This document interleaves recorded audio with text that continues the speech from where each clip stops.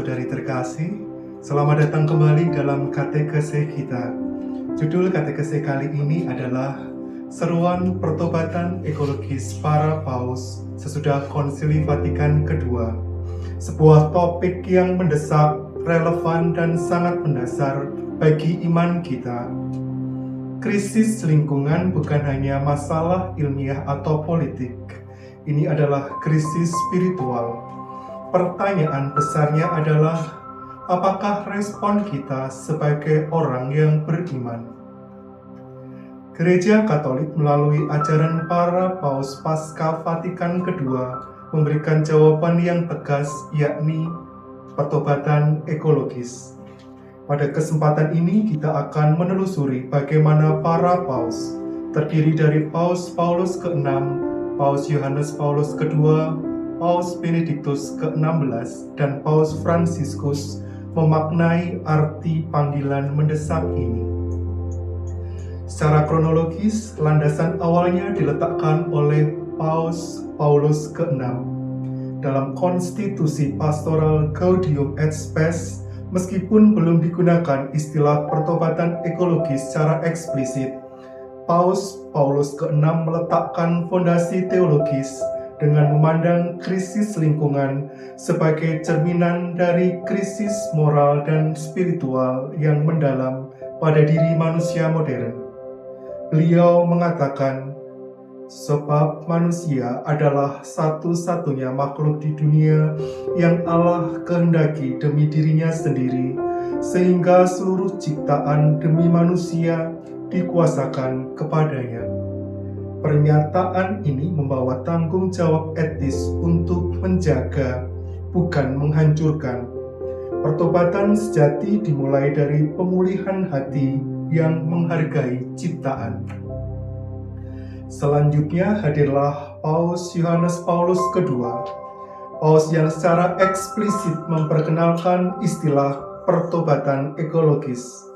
Dalam pesan pada Hari Perdamaian Sedunia tahun 1990, beliau secara terang-terangan mengangkat tema krisis ekologis tanggung jawab bersama. Ini adalah momentum penting bagi gereja. Beliau menegaskan bahwa kehancuran lingkungan bukanlah semata kecelakaan, melainkan akibat dari dosa kita terhadap ciptaan. Dosa ini muncul dari kesombongan, yaitu sikap antroposentrisme yang keliru, di mana manusia mengklaim hak mutlak untuk menggunakan bumi sesuka hati tanpa batas moral. Beliau mengatakan, kita tidak bisa menggunakan bumi hanya sesuka hati, melainkan harus memperlakukannya sebagai mahakarya yang harus kita hargai dan kita jaga, mengingat bahwa kita tidak memiliki hak mutlak atasnya. Pertobatan ekologis menurutnya adalah perubahan mendalam dalam perilaku dan pola pikir kita untuk mengetahui dan mengakui bahwa kita adalah penata layan, bukannya pemilik.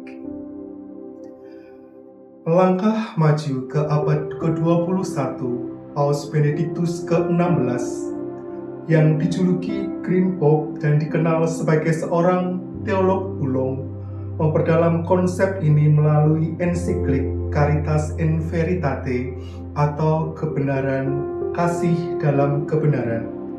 Beliau membawa konsep kunci ekologi manusia.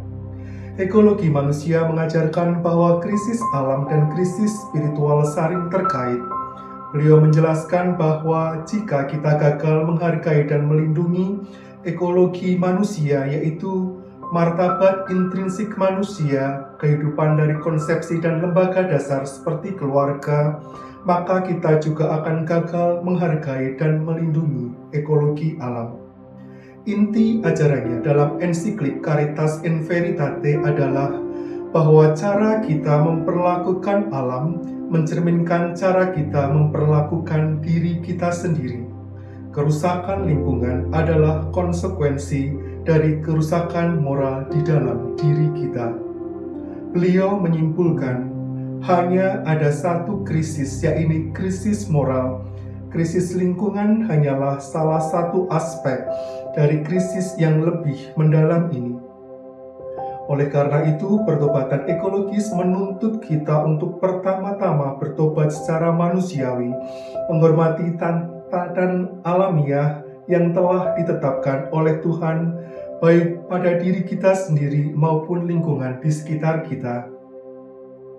Dan sampailah kita pada warisan Paus Fransiskus, khususnya melalui ensiklik Laudato Si tentang perawatan rumah kita bersama yang dirilis pada tahun 2015. Ensiklik ini adalah sintesis dari semua ajaran sebelumnya yang dikemas dalam konsep revolusioner dinamakan ekologi integral. Ekologi integral berarti bahwa segalanya terhubung atau todo es conectado. Kita tidak bisa memecahkan krisis iklim tanpa solusi krisis sosial. Beliau mendesak kita untuk mendengar jeritan bumi dan jeritan orang miskin secara simultan. Hal ini menantang model ekonomi dan teknologi yang mengutamakan keuntungan dan konsumsi tanpa batas yang disebut sebagai paradigma teknokratis. Polusi, deforestasi, atau pengundulan hutan dan perubahan iklim selalu berdampak paling parah bagi mereka yang paling rentan dan yang paling miskin. Membuang sampah sembarangan, menggunakan energi berlebihan, dan pola konsumsi mewah atau konsumerisme kita adalah dosa sosial karena merampas hak orang miskin demi hidup dan lingkungan yang sehat dan bermartabat. Pertobatan ekologis dalam pandangan Paus Fransiskus adalah sebuah proses yang bertahap namun mendasar. Hal ini dimulai dengan syukur atas hadiah ciptaan dan berlanjut dengan kesadaran akan dosa ekologis kita. Dosa ekologis bukan hanya perihal membuang sampah semaunya, tetapi lebih pada ketidakpedulian kita terhadap nasib sesama dan bumi. Paus Fransiskus menekankan pertobatan ekologis berarti membiarkan dampak pertemuan dengan Yesus Kristus memanifestasikan dirinya dalam relasi dengan dunia di sekitar kita. Hidup dalam panggilan untuk menjadi pelindung karya Allah adalah bagian esensial dari hidup yang bajik. Itu bukanlah pilihan sekunder atau aspek sampingan dari pengalaman Kristiani. Hal ini memperjelas bahwa pertobatan ekologis adalah esensi iman. Jika kita sungguh-sungguh mengikuti Kristus, kita harus mencintai segala yang Kristus cintai, termasuk ciptaannya. Panggilan untuk gaya hidup yang profetis dan asketis adalah respon mendalam kita terhadap ekologi integral, sederhana, bijaksana, dan solider. Setelah kita mendengarkan begitu konsisten para paus, marilah kita merenung sejenak, bertanya pada diri kita sendiri. Dalam kehidupan sehari-hari, apakah saya sudah menjadi penata layan yang baik bagi rumah bersama ini? Sudahkah saya memperlakukan ciptaan sebagai hadiah sakral, ataukah hanya sebagai persediaan tak terbatas untuk kenyamanan pribadi? Apakah saya masih terjebak dalam budaya sekali pakai atau culture of waste yang diserukan oleh Paus Fransiskus? Pertobatan ekologis adalah aksi nyata, bukan sekedar niat. Marilah kita mulai dari langkah kecil, tetapi harus dilakukan hari ini, saat ini, di sini, di komunitas kita, dengan komitmen pada beberapa hal yang tampak sederhana namun berdampak besar. Misalnya, 1. Doa dan syukur. Masukkan rasa syukur atas ciptaan dalam doa harian.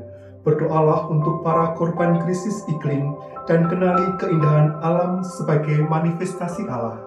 2. Reduce, reuse, recycle.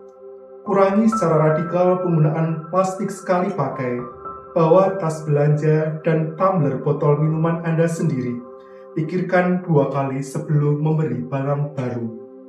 3. Kelola sampah rumah tangga dengan memilahnya ke dalam sampah organik dan anorganik.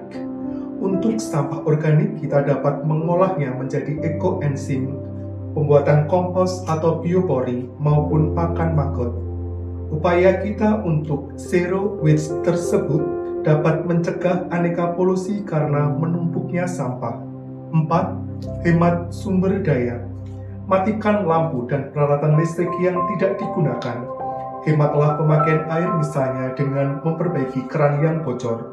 Sikap hemat ini adalah tindakan solidaritas dengan mereka yang tidak memiliki.